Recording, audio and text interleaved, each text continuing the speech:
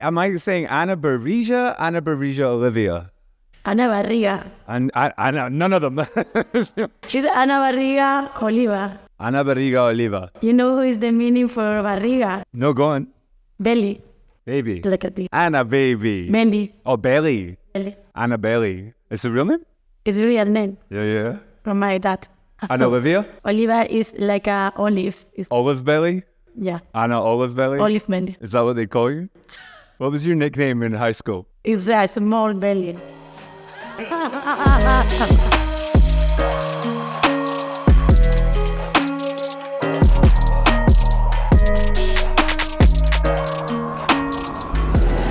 Anna, thank you for taking some time to talk with us today. And I know that this is all probably not the most comfortable environment for you because we're talking in English and we have a translator here ready to go, but that's not going to work for a podcast. Oh my God. I'm so sorry for that. Say cheese. Where did the name come from? Say cheese is the name for me, it's so curious when here people in London take a photo and say cheese. And for me, it's like a patata in Spanish. And this painter is a big photo. What would you say in Spanish instead of say cheese? Patata. It's like a potato. Say potato? Say potato. But that doesn't... the thing is with cheese, right? When you say cheese, it's because it makes you smile. But when you say potato, it makes you do something different. No, the photo, of course, is bad. Okay. Of course. What are some of the themes that you've touched on with this body? I don't know. When I thought to do something for this gallery, I love this place because it's not like a normal white cube, you know. And for me, it's more funny, more interesting. Play with the place, and this is the reason I try to do something like massive with the place. This idea is come from the artist Bosch, El Bosco, El Jardín de las Delicias. You had me until there, and then you wasn't. Well, El Jardín de las Delicias is the painting important for me because it's these artists talk about the evening, but the earth and how they stay in peace in the same place. And this is something like this, but for my intuition, my made for make something. And this is the even. No, es el cielo. I was going to say, I thought that was the good side. But always is like a good things is not the best and bad thing is not the worst. Mm-hmm. Always is good. Do you like conflict within your work? Yeah, always. But because I understand my work, not like of course, like a painter, but it's something alive. And life have these kind of things. Have moments, amazing moments, but bad moments. But it's the life. It's amazing. It's like a gift. Do you ever come to realizations about some of these themes that you talk about while you're painting? You know, if you start a battle between good and evil or sexuality or something like that, during this process, are you ever do you have those moments where a light bulb goes off and you suddenly come to maybe a different place in your understanding of these themes? Always I paint about my experience, my life experience. And sometimes I think it's not a real experience because life is very, very weird sometimes. I thought maybe this comes from my imagination, or maybe it's true. Sometimes I'm so confused between if this thing is real or is not. Can you give me an example? Well, I think everything here is a little experience for my life. Everything. But one of these, for example, love is so important for me. The love, I mean, it's not just for relationship. It's like a friend or family or whatever. No? In the other room, there are one painter is like a child, and he wear in his eyes like a flowers. ¿Cómo se llama la margarita? Flower is okay. Okay, flowers, white flowers. It's white and yellow flowers, okay? And in the flowers, you can find a little text, like in one side, I'm in love, completely in love for you, and in the other side, I completely hate you. Sorry, it's not for you. It's, yeah. You mean it wasn't for me? And for example, the name for the painter is I can kill for you. I can kill something for you. But the child wearing a knife in her mouth. Okay, yeah, knife. A knife, yeah, thank you, a knife. Yeah. But it's lying because a knife is a plastic, it's like a game. But the, ¿cómo se dice? Como la impronta, como the feeling is like I can kill for you. And it is how time somebody told you that. Do these come, or in general, or maybe this one in particular, does this come from a particular person or experience or a relationship that you have in your life?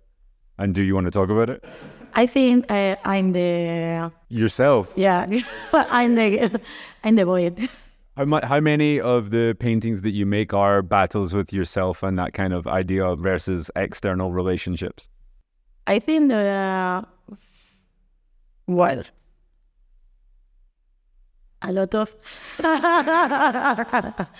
no, because it is loving is important for this.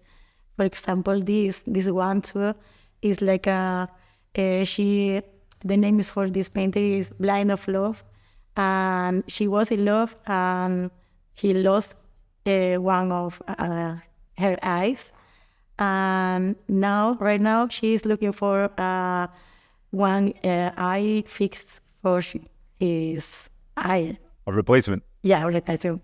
That's it. Thank you. But if you saw the painter, the other eye is closed.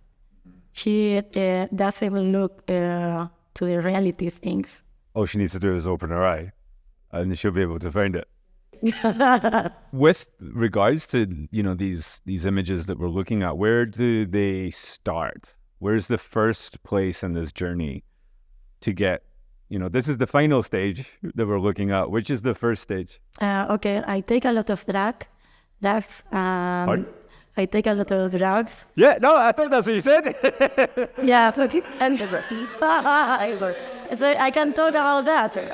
So this one's crack informed. Yeah, I feel so. I don't know. I need to talk with my crack self. Yeah.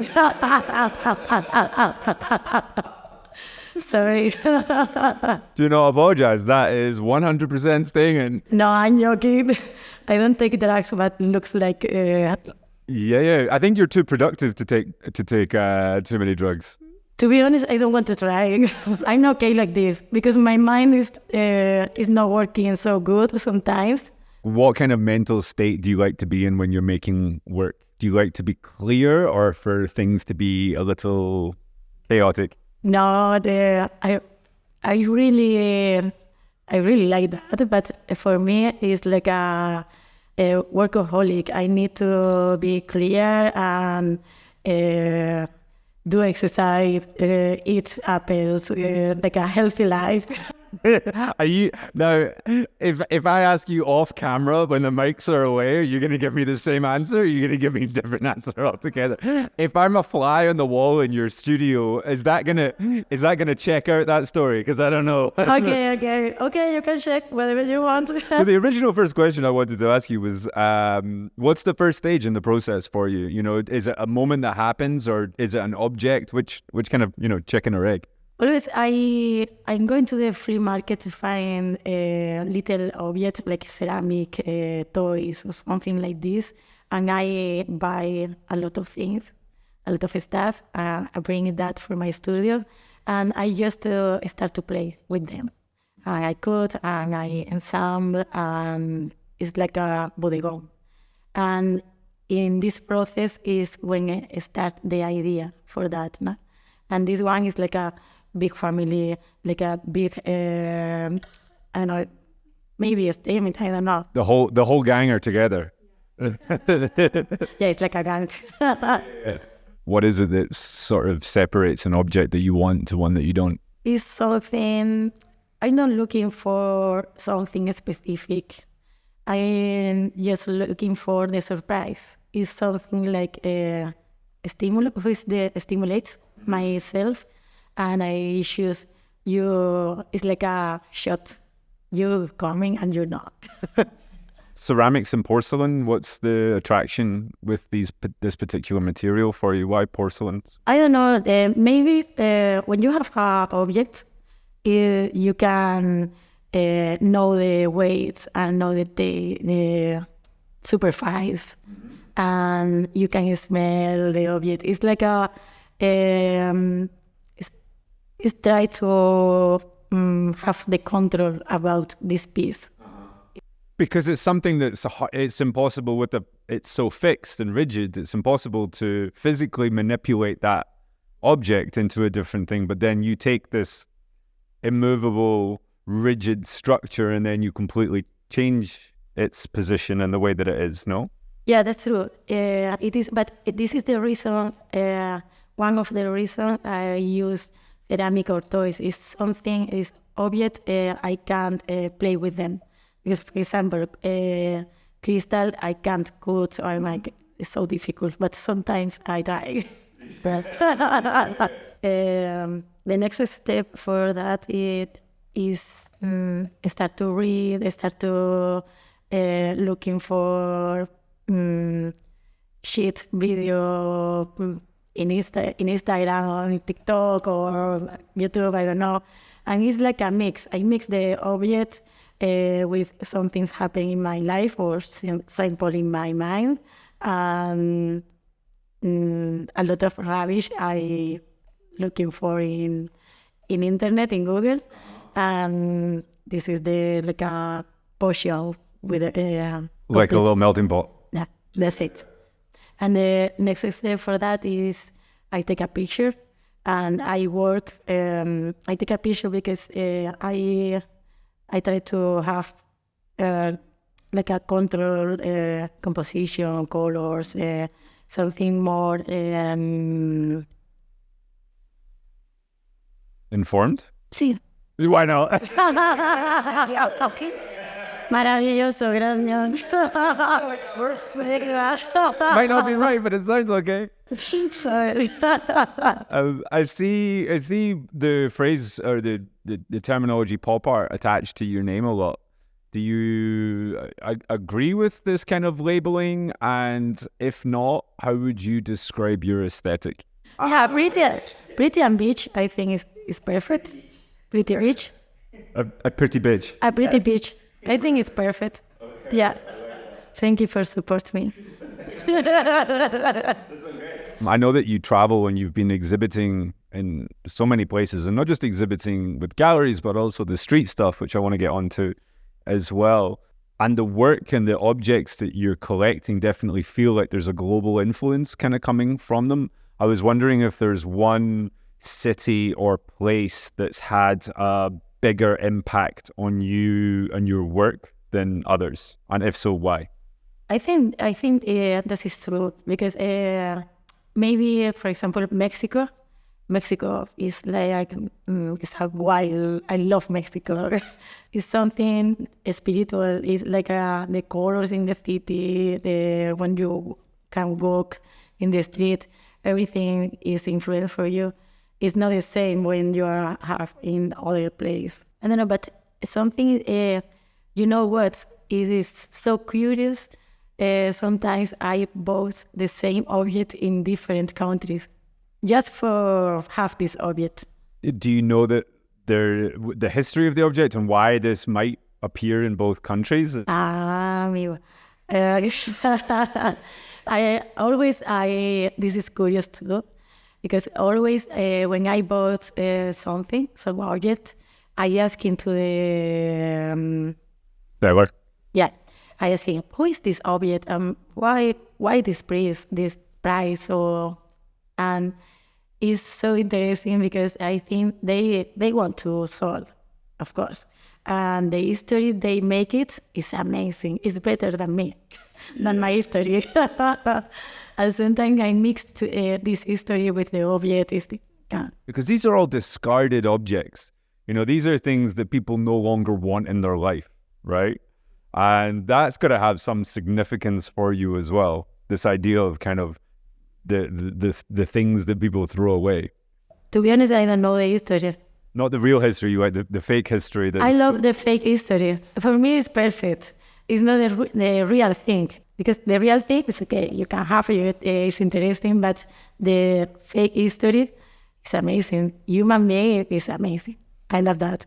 Do you keep all these things? Like, what happens after do they become rediscarded, or do you do your own flea market sale with these objects? Yeah, no, I have everything. And what's the plan with these? I don't know. Maybe my psychology to have a plan for me. I don't know.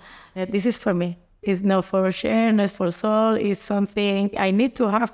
My objects. I'm a normal person. Like, it's true. Apart from the crack. Yeah. Kind of got a long-standing relationship with London anyway, don't you? Why here and why now? My studio is in the back of the London Eye. Okay. In the county hall. And how is that? Amazing. I love that. It's great. I want to move that. You've been here for a while, yeah? You've been permanently based here, or have you been skirting around? Yeah, I live here. I'm here for 1 year and a half, but I travel a lot, and for this, understand my English. Sorry. My English is not improved. You're not the first artist that we've interviewed from Cadiz. Why do you think Cadiz has this ability to churn out artists? But I don't know. But it's true. A lot of people, amazing artists, come through Cádiz, Sevilla, in Andalucía in general. I'm from Jerez de la Frontera. My town is a little village. It's like a 1,000 person living in this place. Amazing. The last interview we had, the guy had literally said he was from a town with 2,000 people, and I think that was the smallest town that we had somebody on the podcast from. So sorry, John Key, you've been trumped. Yeah, I'm so competitive. So coming from this small town, what was your artistic experience at this stage? I know that you were quite late until when you came into university, but in those early days, was art something that was ever really part of your life? Wow, this is a long history. No, it's a long history because when I was young, I didn't know how doing with my life. I don't finish my studio like a bachillerato or something like this, and I start to work in a bar. Was my owner in the bar, and he introduced me in the art world. And you need to study art. I say, why, really? Why? What were you doing at that time? Make breakfast for people. So art wasn't a thing that was ever, was it part of your life in some way? I was born in a family, like a normal family, no contact with art, no visit museum, no nothing, okay? But it's a very creative family. And I think these kind of things help to me nowadays to be an artist. Because it's not, when I was child, it's not like, I think when I want to be an artist, it's not that. But my parents always told to me, Anna, you can do whatever you want. That's beautiful. And because creativity manifests itself in different ways. It doesn't always mean, painting or something like this. It is. The first time I visited a museum was when I was 18 and was for myself. I knew there are an exhibition in Sevilla for Caravaggio Rivera, and I always in my life, I'm a curious person, and I visit this exhibition. It was like a, wow, what is that? And in this moment, I used to study something like a make furniture or design, something like this, but not like a final art. After I study a lot of things like this, finally I thought, okay, I think I'm ready to study at the university. And when I started to study at the university, I had one signature, and they obligate me to paint. And was this moment when I started to paint. And in this moment, I thought, oh my God, what is this? I need that. In a good way. In a good way. Yeah. In a good way. And I feel very, very lucky because in this moment, I have 2 teachers, and my teachers support me a lot. And they, ¿cómo se dice? Me guiaron. They guide you? They guide me, thank you. They guide me like this painting, you need to apply for this prize. And something like this. And when I was in second course, I have exhibition, wine prize. It was crazy. My career improved. Do you think it just moved quite quickly for you then? I mean, even just seeing in the last couple of years, it's just... Yeah, so quickly. Okay, I know the only Anna. I have like a 5 Annas more. Go on. It's like a little Russian doll thing. Yeah. Is that where the Russian doll comes from? Is that why you keep using it? This is you. Okay, I get it. Oh, I get it. Yeah. I understand art. Right now I'm painting. No, I work a lot, but I love my work. It's not my work. It's like, this is my life. And I love spend time in the studio. I love research about the materials, about whatever thing. I'm curious. What was your work like if we go back to university, Anna, what did your work look like there? Oof, it's better than now. You got worse? You intentionally got worse? I think so. No, really. I think so. It was better because at the beginning, I didn't have any idea about the process, about nothing. And you are more spontaneous when you are working. Of course, now you understand the composition, the color, and that you lost this kind of fresh. That's it. But, okay. Now, when I was studying, I feel like a lot of different personalities. And sometimes one day I wake up like a abstract painter. And another day I was like a sculpture woman. Another day like a hyperrealism, I don't know, a lot of things. The work that we're looking at, just an amalgamation of all these different Annas, have finally kind of found one place. Yeah, now I'm lying better and it look like just one Anna. Do you think that you could have or would have tried to make it in the art world if you didn't go to university? Do you think that was the key for you getting to this place? For sure, for me, it was the key. And not just for... I learned a lot at the university, but not something to learn about my college in the university. Wow, they are very curious. The stimulate was amazing. I remember myself with all my friends looking for whatever thing and something only to share that. Yeah, I find this book or I find this artist. Look at that, it's the best. And was amazing. I want to talk about your street stuff because I first knew you from the street before I knew you from the studio. Okay, why? If I look at a wall or if I look at a canvas, it's the same. For me, it's the same practice. But for you as an artist, is there a difference between the way that you approach a wall or the way that you approach a canvas? I love painting in the street. It's so hard for my body because I am quite old. And you ain't that old. I looked. I know how old you are. I don't even need to ask you. I'm so sorry. No, for me it's like a game, but this is the same. The painting in my studio, but in the street it's like a gift for people. Maybe gift or maybe not, because if you don't like my work, it's like, oh my God, what is that? And it's in my house. What? There's a lot of confidence calling it a gift. Yeah. You're welcome. I fucking hate it. Yeah, I know. For me, it's the same. I don't feel like a street art. I'm a painter, and I paint. Doesn't matter in canvas or in a wall or in a car or in my face. Doesn't matter. I'm a painter. But what drew you to the street initially? What was the first reason for going out and doing that? Because like usually. And if I looked, and when I looked at your work for the first time, I assumed, because I've spoken to so many people over the years, I just assumed that, it was like, okay, I was 15, I was running about Andalusia, Cadiz, I was painting graffiti with my friends, and then I started this, because I can see that this is like the kind of natural evolution for this kind of like, this artist. And it's funny hearing that there was like none of that, and you just came in through big murals.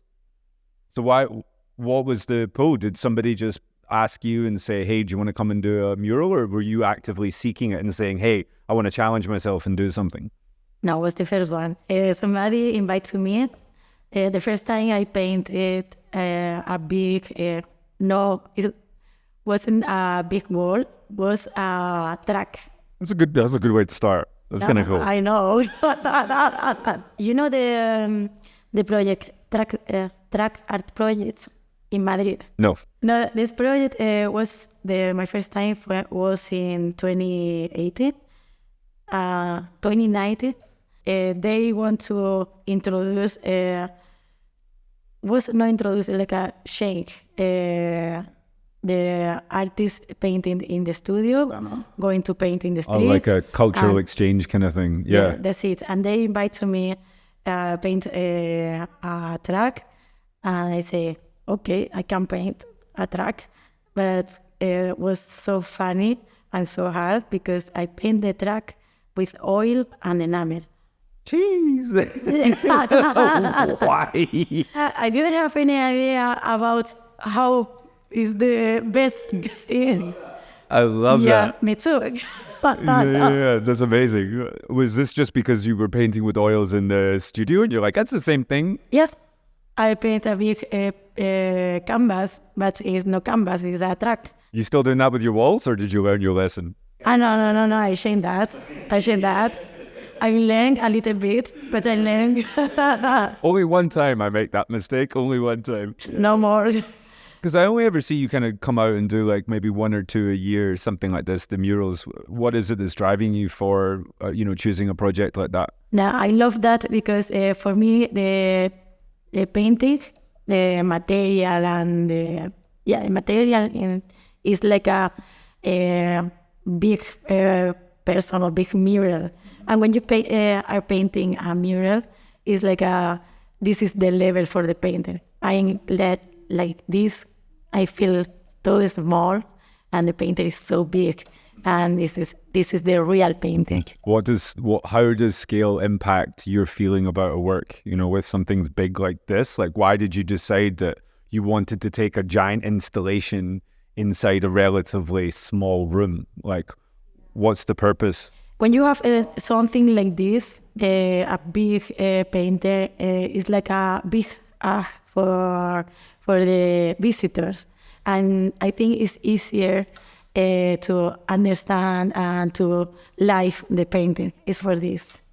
I love that. Love that answer. What are your plans for the rest of the year? How do things look? What have you got in the pipes that you can talk about, and what would you like to manifest just now? Okay, next week I'm going to my town because I have a barbecue with my family. Nice barbecue, and with my friend too. This is my first plan. Yeah, what are you going to put in the barbecue? What's your go-to? Sardinitas. Fish. Yes, sardinitas. Sardines? That's your go-to on the barbecue? I love it. Okay, this is a very Spanish answer. Okay, this is my first plan. When I finish that, I'm going to my town. And after that, I have exhibition in Madrid with the gallery name is Juxtapoz. We finished the relationship, but in a good way. And this show is for say goodbye and thank you for everything. There's a lot of questions that I want to ask on that. Why? You can't say something like that and not expect me to ask a question. What's up? Not my galleries is so handsome for me, and I'm so distracted with that. I need to be focused in my paint. That is a very, very good answer. The gallerist was too handsome that it was a distraction. That's good. Excellent. I'm not going to ask anymore. Very good. After that, I'm going to Untitled with Carl Kostyál too, and it's not a solo show. I sharing the show. Group show? Yeah, but it's Maria Pratt and me. Okay. Just two. So yeah, a duo. A duo show. Duo show. Thank you. Yeah, duo show. No, I'm so excited with that because I love Maria Pratt and I admire. She's amazing. Some people will do, one, maybe two shows a year. You're talking about like 3 in a month here. I told you, I'm like a 5 Anna. How do you maintain this work like ethic and this output apart from crack, obviously? How are you staying on top of like making sure that you don't turn into a factory, that you feel like you still get the creative, feel for something? I just need to sleep a couple of hours per day and a good cream for my face. That's all. Good. Nice diplomatic answer again.